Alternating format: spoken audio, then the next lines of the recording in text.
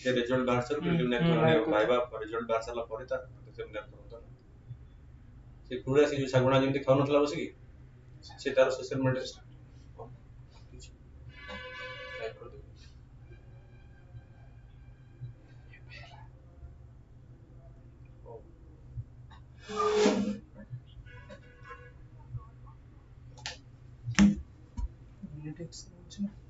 Unitex Sanjay भाई से पर लाइक कर दीजिए कोई भी काट आउट कर डिलीट कर कॉल मत ये কথা होती तो कौन डिस्कनेक्ट कर होते का डिस्कनेक्ट कर होते तो डबल टाइम कौन सेटा कटी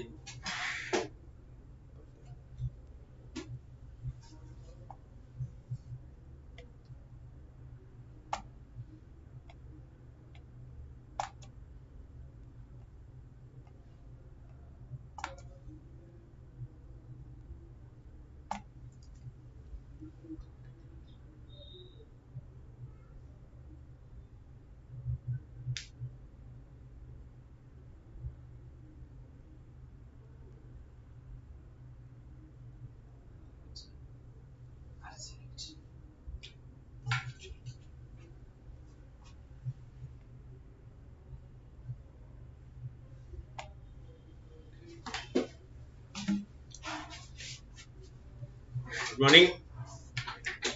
So let's start from the topic. Okay, you know, today we are going to start with the mother of all employment generation program launched in the country, that is Manrega, and the biggest or the largest program on child nutrition, that is ICDS. Fine. These two are the most important programs launched in the country. Okay, one is program for employment generation, second is a program to take care of the health and other nutritional requirements of the children in the country, that is ICDS. Okay, the issue related technocratic initiatives in governance of Manrega and ICDS have been highlighted in some studies.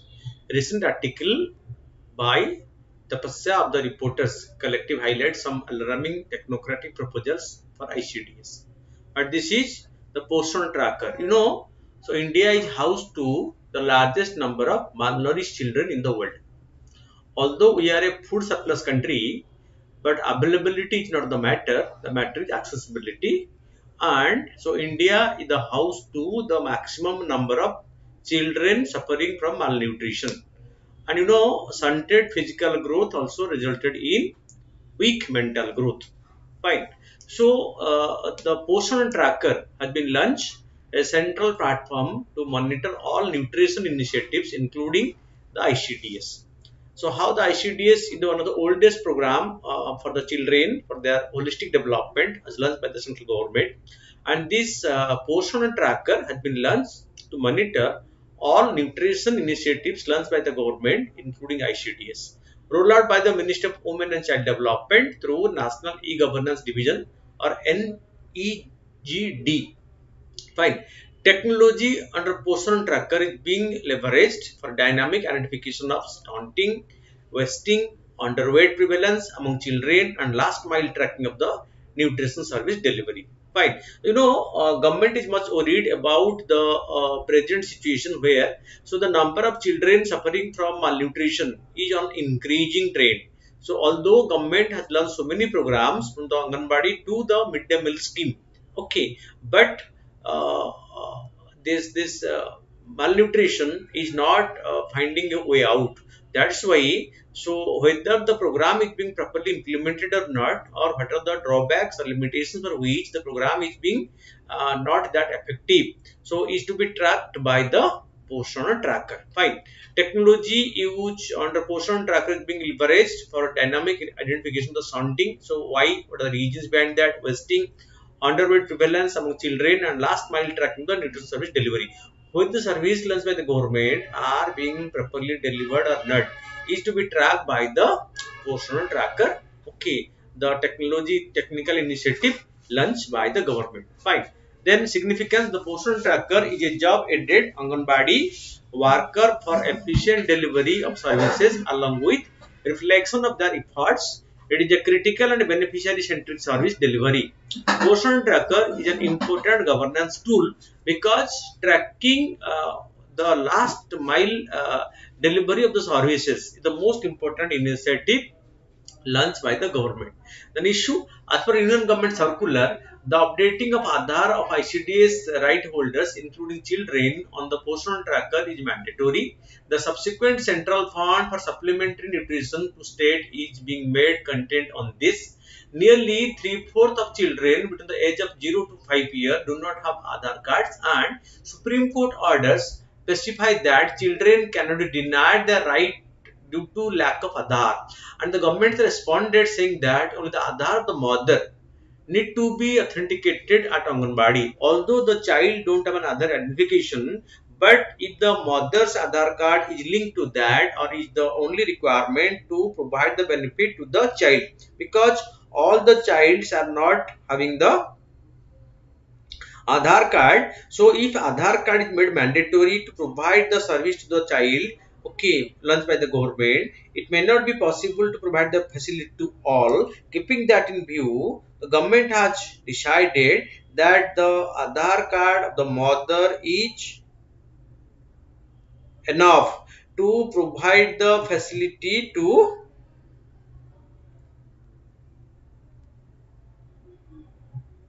the child. Fine, that is what, okay. However, it does not provide any data or evidence to show how many fake or ghost children are there.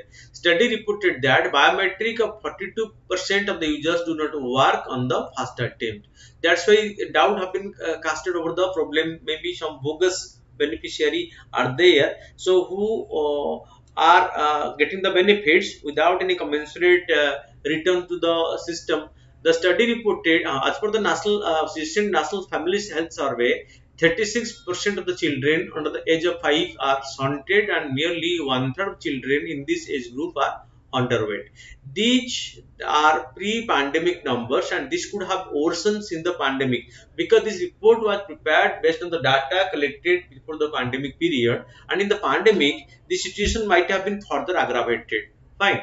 So in such light, creating new hurdles for children, migrants or otherwise, the young mother to access food in the name of the digestion appears cruel. It is also unclear that what impact such a move will have on the psyche of the child whose mother's Aadhaar authentication fails. If the mother's Aadhaar authentication fails, the child is not going to get any benefit for him launched by the government.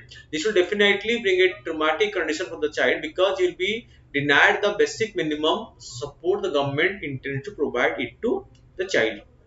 Then National Mobile Monitoring Software, it was launched by the Ministry of Rural Development 2021. It permits taking real-time attendance of workers at Mahatma Gandhi Narega work sites along with geotag photographs. Because MG Narega is the largest employment generation program, or called as the mother of all employment generation program launched in the country. If that is the largest program, so the biggest challenge is how many people are genuinely employed, or whether machines are being used in place of manpower. Because in Manrega, what is the target is creating mandate. So Manrega target to create mandate. This is the number of person employed in the work. How many are employed in the work? This is normally done by the but this application of the technology will definitely ensure that. Fine. So real time verification and authentication and geotagging will definitely geotag the photographs will ensure that machine has not replaced manpower at the work site. As per the order, the app will record 2 time-stamped and geotag photographs of the workers in a day, which increases citizen oversight of the program, besides potentially enabling processing of the payment faster, because the persons who are employed in the particular work, so they have been photographed twice in a day in the working hours, and that will geotag whether they are present at that particular place where the work was being undertaken or not. Fine.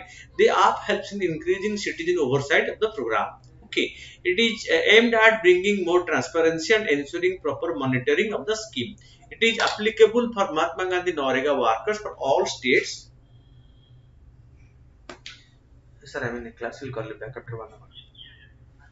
Fine. So it is applicable for Mahatma Gandhi Narega workers. So for all states and union territories. Fine. So this is how. So the system or application technology will definitely help in more bringing more accuracy and overcoming the pilferages and the losses to the people and as well as to the state executive. Both these technocratic initiative points to a digital avatar of the panoptic with no evident positive for the rights holder. The scene of being constantly watched induces fear among the people. This normalizes the exacerbated the power asymmetry between the right holders and the government, and the right holders begin to internalize and accept his form of coercion. Okay, so it is a concern. Moreover, the right owners will be made to take the blame for technical reasons blocking their participation. Because in case due to a technical issue, their access is blocked, so they will always blame the technology, and so the government will blame for it. This further alienates the and erodes the political capacity of right holders, who usually get addressed in patronizing terms such as beneficiaries. In the process, violations of dignity get buried in the calculus of technology and opacity of government actions. Fine. So these are the concerns for this, but no doubt in the present era, use of technology will be definitely more beneficial. The right to live with dignity is a constitutional imperative. However, it rarely manifests in discussions surrounding digital initiatives in governance. Centralized data dashboards have become the go-to mode for assessing policies, relegating principles such as human dignity and hardship in accessing right to its blind spots. Often when technological glitches prevent one from accessing rights, there is a tendency to make the right holder feel responsible for it. Okay, these failures plus other impediments such as unstable network connectivity are likely to discourage women from Mahatma Gandhi Narega works. Okay, so technology will definitely come to the rescue, but in case of any problem due to technological failure, so the common people who are engaged in the Manrega work are illiterate, they are from the rural background, they have very less access to technology, and if in the name of technology they are being denied that work, it will definitely will be a big setback to the very purpose for which this program was launched by the government. Fine. So then the way forward, the Indian state has put so much weight behind seeing its people, the majority are unable to see and scrutinize government actions. Democratic dictum suggests that people should be able to see the state clearly, not the other way around. It is the dignity and trust of people that state otherwise. So people are the integral, are the focus of the government. So all programs of the government are people centric in a country like India. Okay, and the benefit of the program should be definitely going to the people.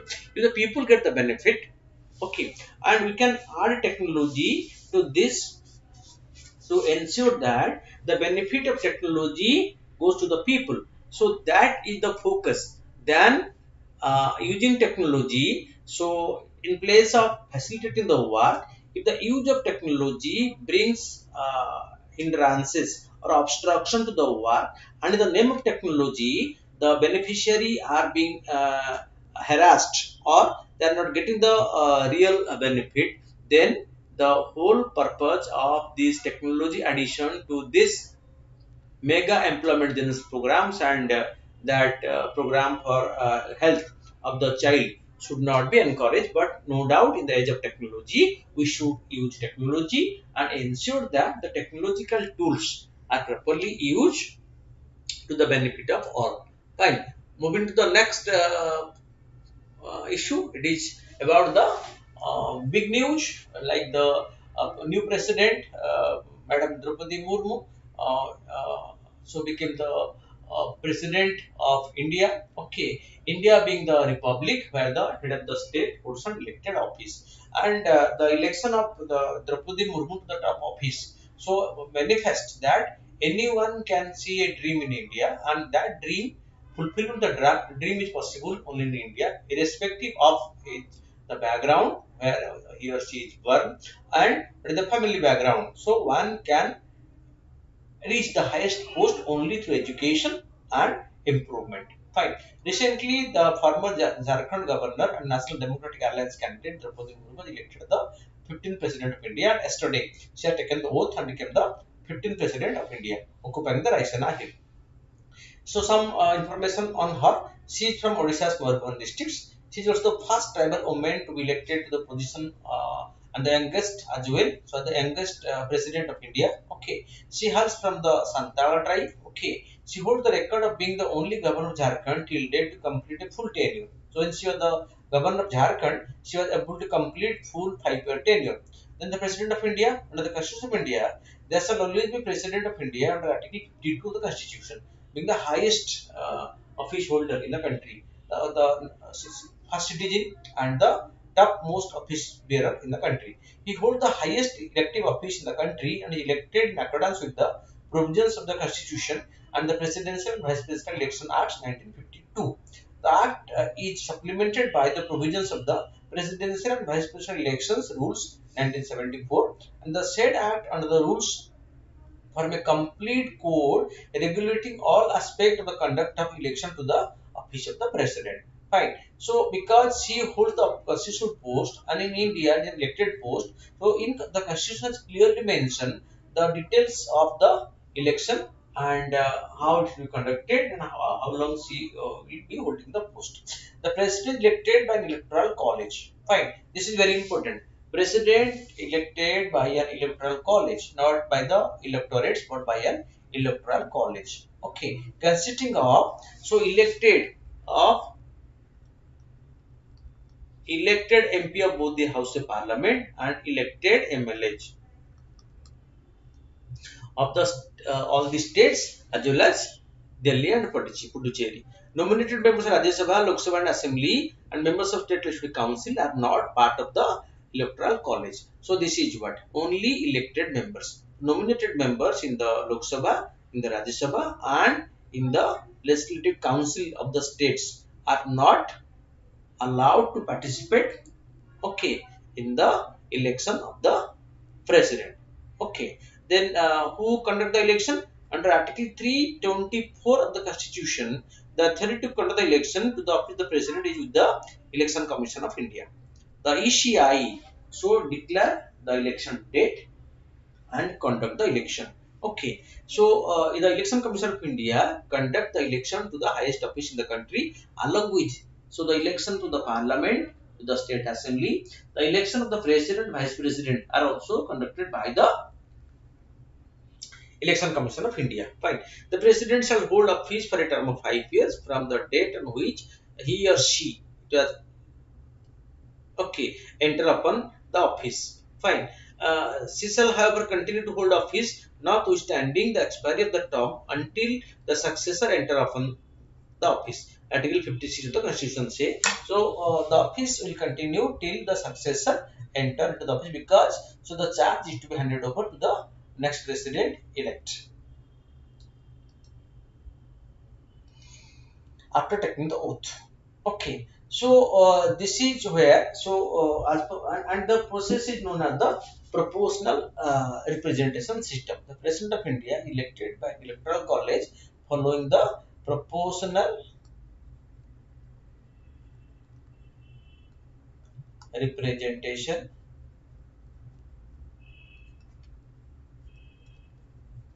method.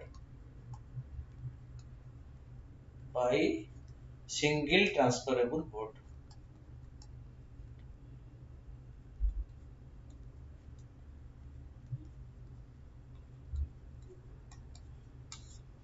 Okay, proportional representation by single transferable vote. Okay, so and because the person to be elected must score 50% plus one vote to get elected.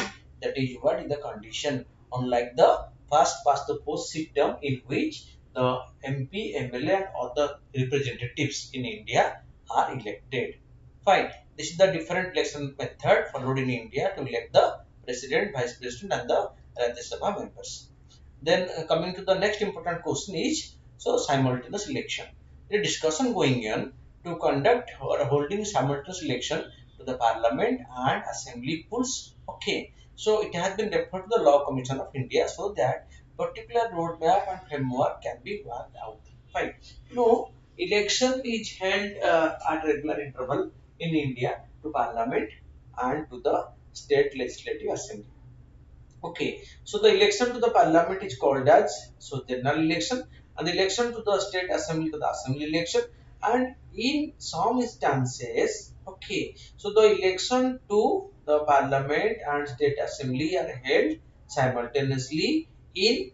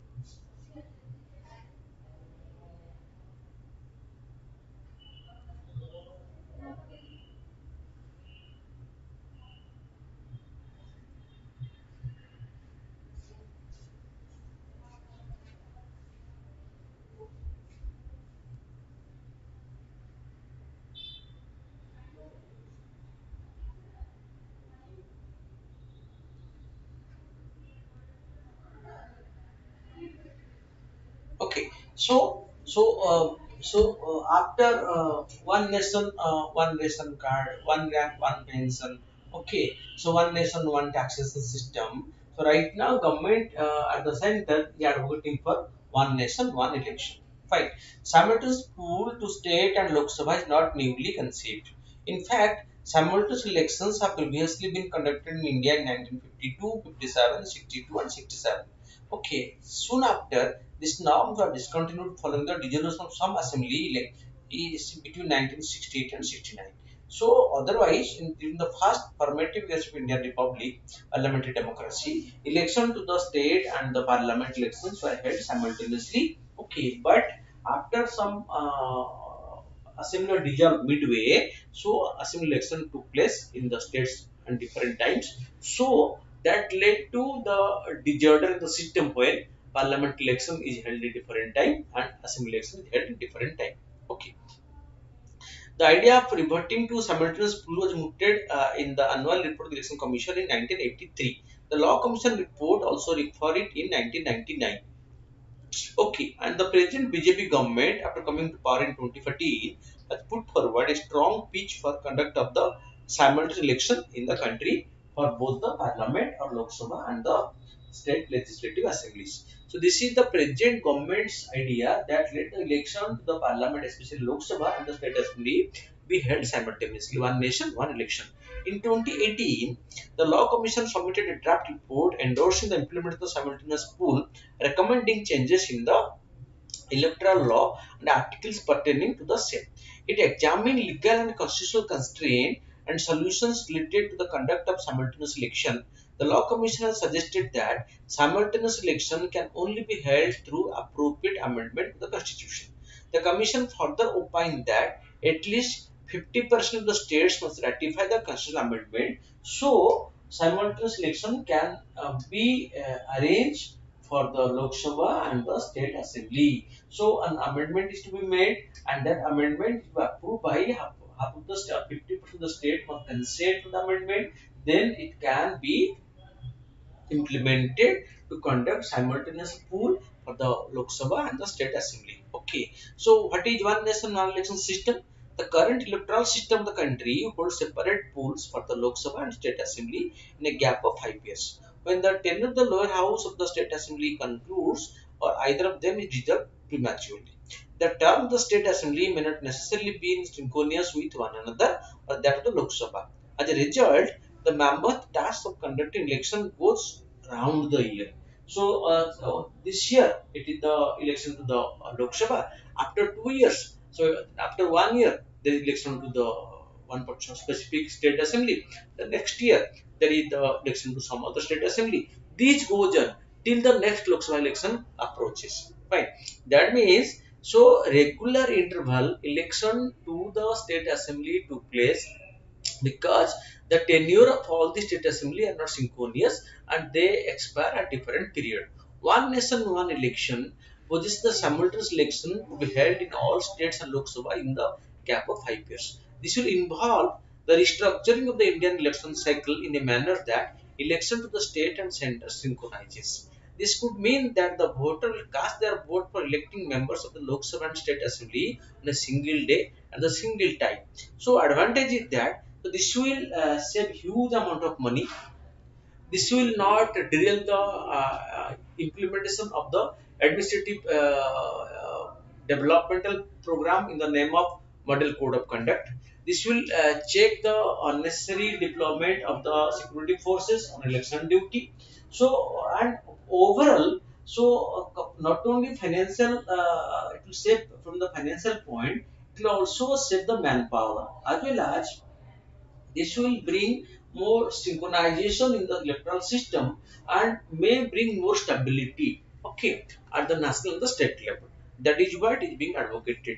But it is being opposed because different states have different schedule, and the biggest allegation is that the national party may have an advantage in case election is held simultaneously because the national party because of their wider presence may be able to influence the voter in the election not only to cast their vote for the parliament but also for the state assemblies. So the regional political party may not be able to compete with the national party, and the regional party's performance in the states may deteriorate on this ground, for which some states are opposing where the regional parties are in power.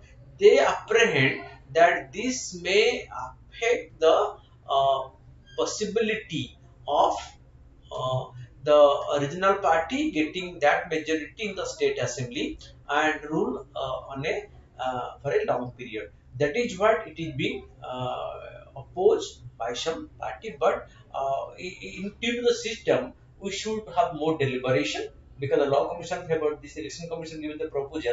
So this should be discussed in the parliament, and if there is consensus on this, then this will definitely be advantageous for the country. Fine. Then coming to the next news on the national flag of India. Three-quarter of the century ago, in 22nd July 1947, the Constitution of India, the national flag. Ahead of the 75th Independence Day anniversary, Prime Minister Modi has urged the citizens to participate in the Har Har Tiranga campaign movement by hoisting the national flag in their homes between August 13 to 15th. The national flag of India. The national flag of India is adopted in its present form during the meeting of the Constituent Assembly held on 22nd July 1947, a few days before the Indian independence from the British on 15th August 1947. It served as the national flag of the Dominion of India between, between August 15th, 1947 and 26th January 1950, and that of the Republic of India thereafter. In India, the term tricolor refers to the Indian national flag, designed by Bengali Venkaya. Okay, so Bengali Venkaya has designed the national flag, the tricolor. The national flag of India is horizontal tricolor of deep saffron kesari at the top, white in the middle, and dark green at the bottom in equal proportion. The ratio of the white and the white of the flag to its length is 2:3. In the center of the white brand is a navy blue wheel which represents the chakra. The Dharma chakra depicts the wheel of the law in the Sarnath lion capital made by the 3rd century BC Mauryan Emperor Ashoka. The chakra intends to show that there is life in movement and death in stagnation. Its design is that of the wheel which appears on the abacus of the Sarnath lion capital of Ashoka. Its diameter approximately the width of the white band and it is has 24 spokes. Okay, but coming to the rules regarding national flag, rules and acts governing the display of the national flag of India. The earliest rules of the display of national flag were originally governed by the provisions of the emblem and names, Prevention of Improper Use Act 1950, and the Prevention of Insult to National Honor Act 1971. It mentioned that the tricolor cannot be used for commercial purpose and cannot be dipped in a salute to any person or thing. The flag should not be used as a feston or for any kind of decoration purposes. Any paper flags which are used on occasions of national and cultural events on sporting event should not be casually discarded and must be disposed of in private, not to be thrown away in the public. For official display, only flags that conform to the specification as laid down by the Bureau of Indian Standards and bearing their mark can be used. The Prevention of Insult to National Honor Act 1971 prohibits the desecration or insult to the country's national symbol, including national flag, the constitution, the national anthem, and the Indian map. Okay, section 2 of the act say whoever is in a public place or any other place within the public view burn, mutilate, deface, deface, disfigure, destroy, temples upon into contempt the Indian national flag or the Constitution of India, any part thereof shall be punished with imprisonment for a term which may extend to 3 years, or with a fine or with both. So because violation of the flag code is a serious crime and there is provision for imprisonment. Flag Code of 2002, the Flag Code of India came into effect which allowed the unrestricted display of the tricolor as long as honor and dignity of the flag were being respected. So prior to that, persons, indeed private persons are not allowed to hoist the flag. But this flag code made amendment and right now anyone can hoist the flag with dignity and honor to the flag. The flag code did not replace the pre-existing rules governing the correct display of the flag. It was, however, an effort to bring together all the previous law, conventions, and practices. The Flag Code of 2002 is divided into three parts: a general description of the tricolor, rules on the display of the flag by public and private bodies and educational institutions, rules for the display of the flag by government and government bodies. A recent revision of the flag code has stated that national flags shall be made of hand spoon and hand woven or machine made cotton, polyester, wool, silk, khadi, buntings. So because others should not be other materials should not be used in the flag, and so the flag should be respected. Due honor and respect is to be shown to the national flag because this is the honor of the country. No one should disrespect it, and anyone violating the national flag code is to be punished, and the punishment extended to imprisonment and fine because this is the dignity of the flag, which is the manifestation of Indian nationality. Fine. Then the next article is on Indian Antarctic Bill. No, we have a regular expedition to Antarctica, the ice continent. Fine. This is man's curiosity to venture to new area, new domain that led him to venture to Antarctica, the continent of the uh, ice. Fine. Recently, the Indian Antarctic Bill 2022, which seek to extend the jurisdiction of Indian courts to the icy continent, were declared by the Lok Sabha. Key points: the bill said to become the first domestic legislation with regard to Antarctica in India.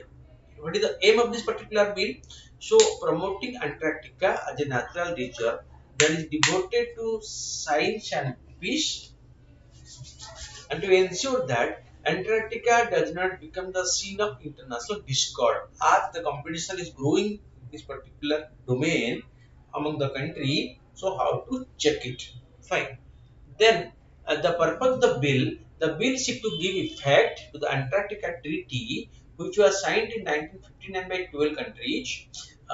It was implemented in 1961, and India, which has two permanent scientific stations, Maitri and Bharati, because the first station, Dakhin Gangotri, has been closed because being outdated. We have two permanent stations at present. One is Maitri, second is Bharati. So in the continent became signatory to it in 1983, and every year India sent an expedition to Antarctica.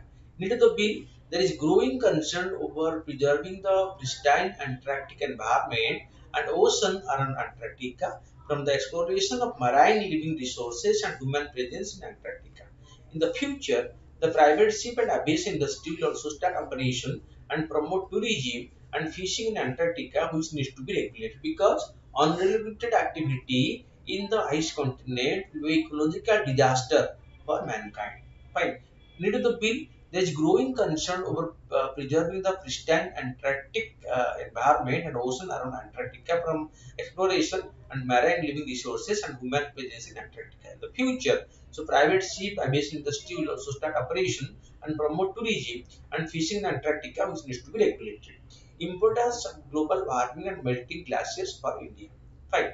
So, the impact of climate change, there is increasing global warming, and global warming has resulted in that melting of the glaciers, and the Antarctica glaciers are melting in a faster rate. India is a coastal country. Goa, Mumbai, Kolkata, Kochi, Chennai and many such places are located along the coast. Fine. Because so India being a coastal country, so these are located, they are the coastal places, coastal area, which are much advanced and much importance for India. Fine. So any rise in the sea level due to melting of glaciers may cause damage through flooding and inundation. Fine. Because the melting of the polar ice is the biggest threat to India as so the many of these coastal towns will be submerged or flooded by the rise in the sea level. That is why it is essential to understand the impact of global warming on Antarctica, and who can understand this better than India, because in Indian situation a number of places will be inundated in case the sea level rises due to melting of the polar ice in the Antarctica region as an impact of climate change. Fine. So this is what is being discussed in a much important, much worried manner by the government, because so if the steps are not taken at right time from today onward, so it may not, it will be too late by the time. So we take steps and lot of damage might took place to the situation of improving the condition by which we can save the Antarctica. If the polar ice start melting, so that melting of the polar ice should result in a lot of loss of life over there, but also a big change in our own survival, because India being a coastal country, so many states and so many towns in our country are located in the coastal area, so it is going to be affected. Fine.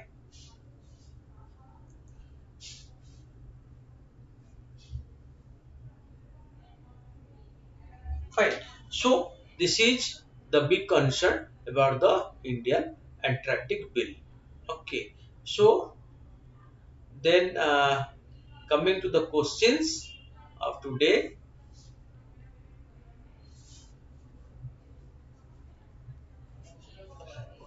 consider the following about the elections. Simultaneous election to state and Lok Sabha are conducted first time in 2019.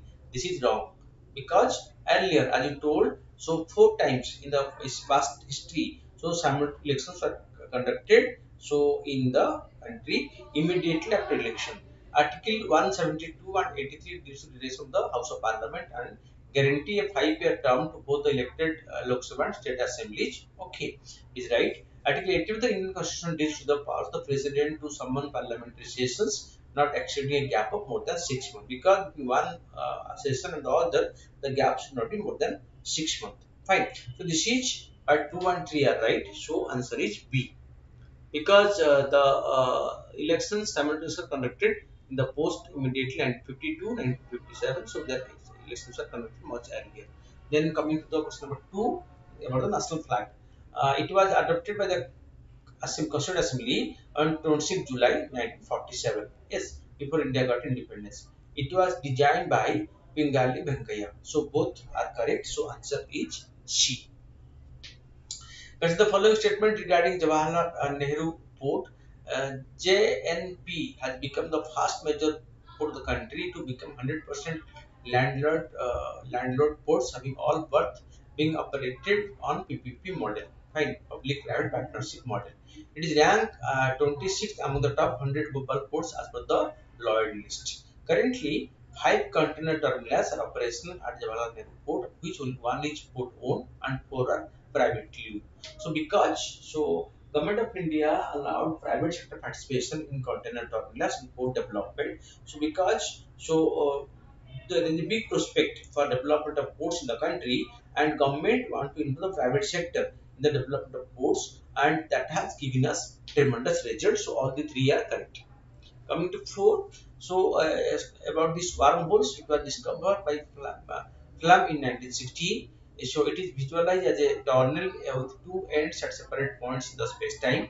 A wormhole can act as a bridge or shortcut between 2 points in curved space-time, which are well separated in practical terms to the inhabitants of the universe. So all these are correct. About Antarctica Treaty. It was signed at Washington DC in 1st December 1959, a treaty on the ice continent. Fine.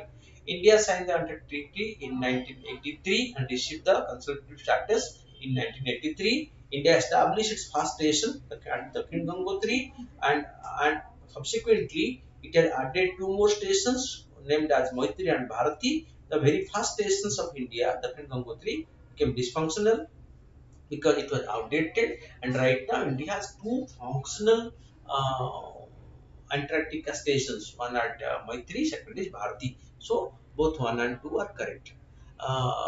Fiberization is the process of connecting radio towers with each other through optical fiber cables. Right.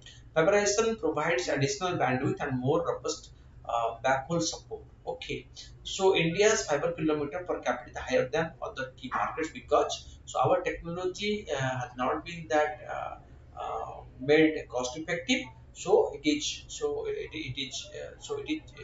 cheaper, not higher, because in India, so this technology has been made cheaper. So 1 and 2 are correct, 3 is incorrect. Then coming to the forex region, foreign exchange region. So foreign exchange is the amount of foreign currency used in international trade, and its stock with a particular country is known as the foreign exchange reserve. So Hong Kong, Russia, South Korea, China, Germany, India. So what is the correct order of the highest foreign exchange reserve? Okay, the highest is with Germany. Okay, lowest to highest. Okay, so at the bottom is Germany. We go by this. Germany at the bottom. Then comes South Korea. Okay, then come Russia.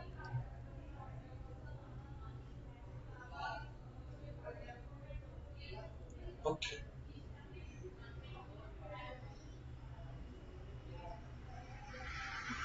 then come Hong Kong. Okay, then come Russia. Okay, then it's uh, India, and at the top is China. Okay, so option is B. Then coming to question number 8. So bioluminescence is the chemical reaction that takes place inside a living organism and light is produced. Bioluminescence occurs when there is a low wind speed and high atmospheric temperature. Okay, so one is right, so two is incorrect. Coming to question number 9 regarding sports code. It was introduced by the central government and aimed to achieve good governance practice in sports at the national level. Okay, so the sports code does not interfere with the autonomy of the national sports bodies, because in India we have a number of sports bodies. Okay, so but the sports code does not interfere with the sports bodies. So both are correct. Coming to 10, in the following statement declaring public health emergency of international concern. It is declared when an extraordinary event constitutes a public health risk to other states through the international spread of disease like the pandemic in that COVID-19 right now, monkeypox. Okay, public health emergency of international concern is the highest level of alarm by the WHO. Okay, recently WHO has issued this public health emergency on monkeypox. So both are correct. So, friends, so we are discussing important topics that are in light in the last 24 to 48 hours. Okay, and so also along with that, we are discussing the MCQ based on that to empower you. Okay, and to add value to your preparation. Thank you for watching. Thanks a lot.